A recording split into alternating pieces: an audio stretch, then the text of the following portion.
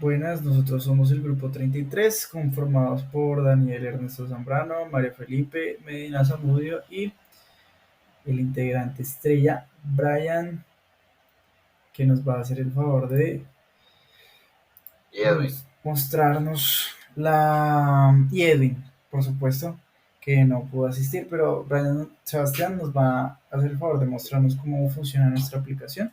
listo, gracias Daniel, buenas noches. Pues vamos a ver cómo funciona la aplicación de conversión de los archivos de audio. Como podemos ver, aquí nosotros tenemos un Docker Compose montado con unos containers que tienen cada uno su propia aplicación y que en conjunto forman eh, la aplicación necesaria para subir los archivos y para realizar la conversión de los mismos. Entonces, como podemos ver aquí, tenemos un container que se corre en el puerto 5002 y se utiliza como una cola de mensajes que se encarga de manejar lo que son los mensajes entre el worker y la aplicación cuando se solicita que se haga la conversión de un archivo a un formato de audio. Aquí para hacer que la cola funcione también tenemos un worker que trabaja con una imagen de Redis y tenemos una aplicación montada en Flask que es la que nos sirve como endpoint, como una API para hacer las peticiones hacia la URL que nos permite convertir los archivos.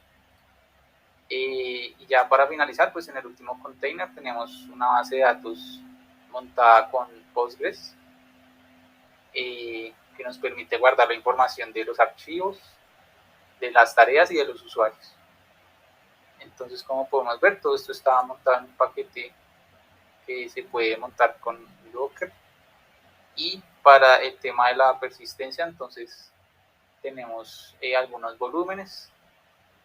En este caso aquí tenemos el de la base de datos, que se encarga de guardar todos los datos que subimos a las tablas. Y aquí tenemos un volumen que se encarga de guardar los datos subidos por la aplicación, como son los audios y la conversión de los audios. Aquí podemos ver que los audios, entonces ya para probar esta aplicación, lo podemos hacer a través del Docker, utilizando Postman. El Docker se puede probar haciendo una petición a localhost o también hemos montado los archivos del Docker como imágenes y los hemos puesto en una máquina Linux con las especificaciones que se nos dieron en los archivos. Y aquí podemos ver pues que la máquina está corriendo y almacenando los archivos. Aquí, por ejemplo, hicimos el ejercicio del escenario de prueba número 1, que era ponerle a un usuario 30 archivos y luego vamos a realizar peticiones con este usuario. Sin embargo, pues primero vamos a probar las funcionalidades para eso. Entonces, aquí, como ustedes pueden ver en la consola de Linux, vamos a dirigirnos a ejecutar la imagen, las imágenes de Docker, a ejecutar Docker en Linux para que podamos hacer las peticiones hacia la máquina virtual. Y vamos a ejecutar el Compose, que nos va a subir nuestras aplicaciones. Y listo, cuando ya están todas subidas, entonces empezamos a probar. La máquina virtual nos expone una IP, que es esta IP de acá, 192.168.56.101, en el puerto 5001, según como nosotros lo pusimos aquí en los Docker. 5002 para la cola, 5001 para la aplicación de Flags, 6379 para el worker y 5432 para la base de datos de Postgres. Entonces aquí vamos a hacer una la inscripción a la base de datos, por ejemplo con este usuario que se llama Mario que no existe. Si nosotros lo buscamos e intentamos iniciar sesión con él, nos va a decir que precisamente el usuario no existe. Y aquí podemos ver que pues se hizo conexión con la máquina virtual. Ahí podemos ver la petición que se acaba de hacer. Entonces, pues para probar esto vamos a probar el endpoint de inscribir un usuario. Entonces para esto pues vamos a probar el usuario Mario 2 no esté en el aplicativo. Entonces si nosotros enviamos la petición nos dice que el usuario no existe, y si nosotros escribimos el usuario, entonces vemos que la inscripción se hace correctamente. Y si vamos a loguearnos con el usuario que acabamos de crear, entonces la aplicación nos va a dar el token necesario para ejecutar los diferentes endpoints que vamos a ver. Entonces el primer endpoint que vamos a ver es el de cargar un archivo y crear una tarea al mismo tiempo. Para esto vamos a cargarlo al usuario Mario, y aquí podemos ver que es el usuario número 5. Entonces el endpoint nos recibe el ID del usuario, nos recibe un archivo que sería el archivo de audio y un formato al que lo vamos a convertir. Y también nos pide que le pasemos un token, que fue el que nos generó, pues para poder ver el tema de la seguridad. Aquí vamos a enviar este archivo que ya teníamos preparado para cargar en este usuario. Ahí vemos que la tarea fue creada y el archivo le fue cargado al usuario. Si vamos a la máquina virtual, vemos que aquí se recibió la petición y que efectivamente el archivo fue cargado, por lo que también podemos utilizar el endpoint de obtener el archivo que acabamos de subir, ya sea su conversión o ya sea el archivo original. Entonces para esto aquí debemos enviar el nombre, el ID del usuario, sería el ID del usuario 5 como vimos. En este caso, como habíamos visto, para el usuario 5 habíamos cargado el archivo de Africa MP3, copy 29.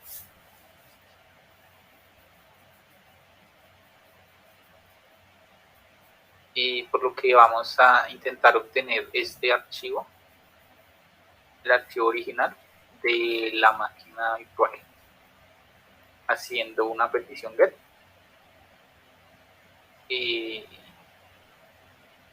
A la máquina virtual.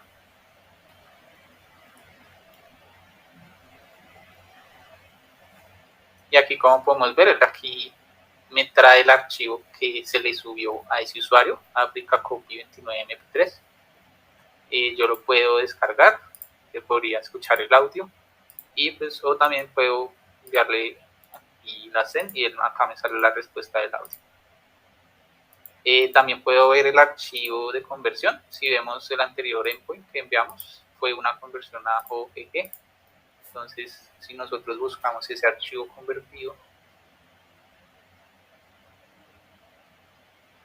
también somos capaces de descargar el archivo convertido también. Y de la misma manera, pues si lo enviamos, también vemos que se realizó la conversión y nos permite descargar ese archivo.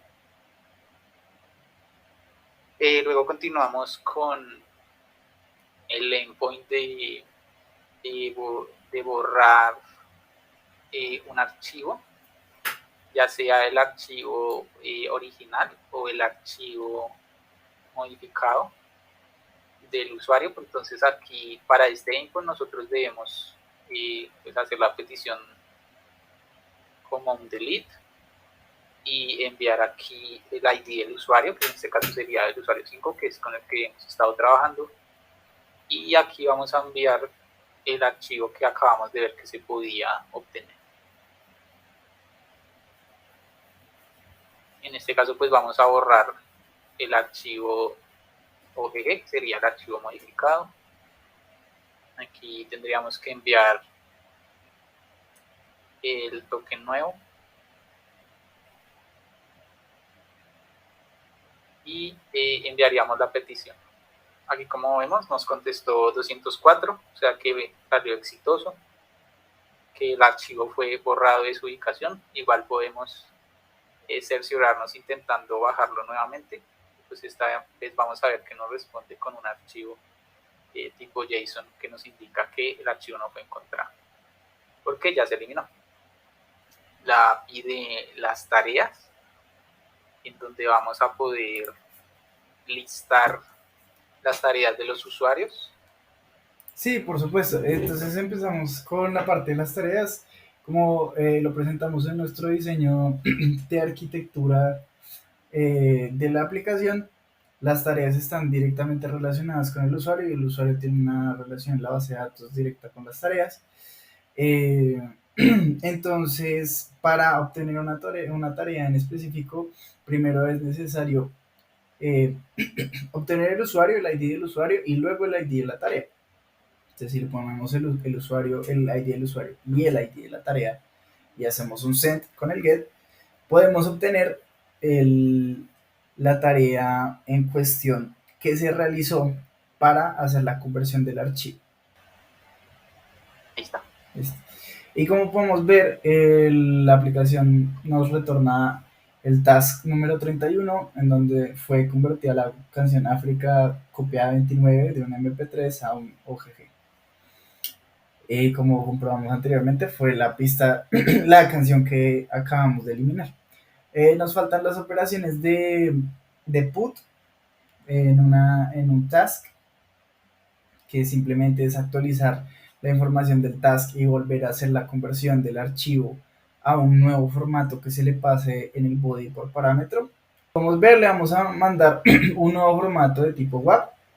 Y como podemos ver, a la URL que está ahí escrita, pudimos hacerle el update a la tarea y volver a convertirle el archivo a un nuevo formato.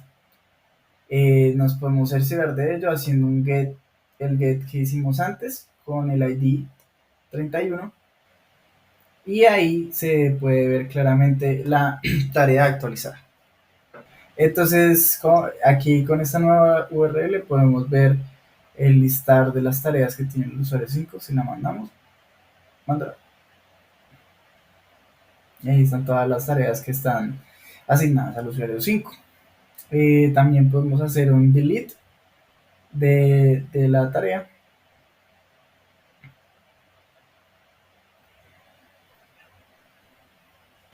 Listo. Entonces, si usamos ese URL y mandamos la petición, podemos ver que nos responde 204 y no contenido, es decir, que hemos eliminado satisfactoriamente la tarea asignada al usuario 5.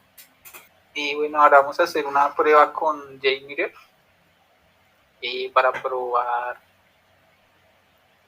cómo se ve en el escenario número 1 de cómo se comportaría el aplicativo si hacemos peticiones con al menos un usuario que tenga 30 archivos o más, como ya vimos que en el escenario de prueba 1 que un usuario tenía esos archivos en la máquina virtual. Entonces ahora vamos a hacer unas peticiones para ver cómo se comporta pues la máquina virtual ante estas peticiones.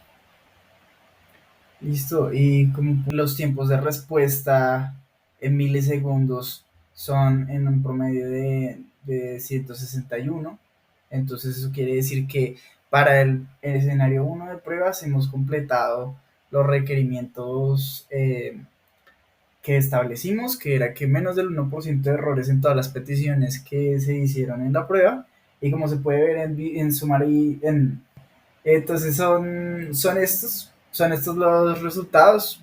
Como pueden ver, no hay ninguno que tenga error. Entonces cumplimos el requerimiento de que sean menos de 1% de errores en las peticiones. Y como ya lo dijimos, el promedio de respuesta en milisegundos del servidor era menos de 1300. Entonces cumplimos el primer escenario de prueba.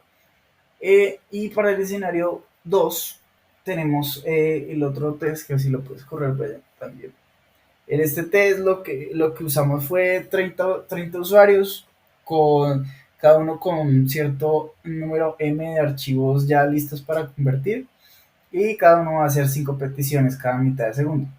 Y como podemos ver, empiezan a salir los resultados, todos con respuesta exitosa del servidor, y alrededor de 600, 700 pruebas realizadas por la prueba de estrés. El servidor deja de encolar procesos porque se satura la cola o el buffer de procesamiento, o los tiempos de colamiento empiezan a superar los 10 minutos. Entonces aquí podemos observar bien que el poder de cómputo ofrecido por la máquina virtual nos queda corto en este caso. Y además el tiempo de respuesta promedio sube muchísimo. Ya podemos ver que ya está por los 10.000, los 17.000 milisegundos. Y eso es todo por las pruebas.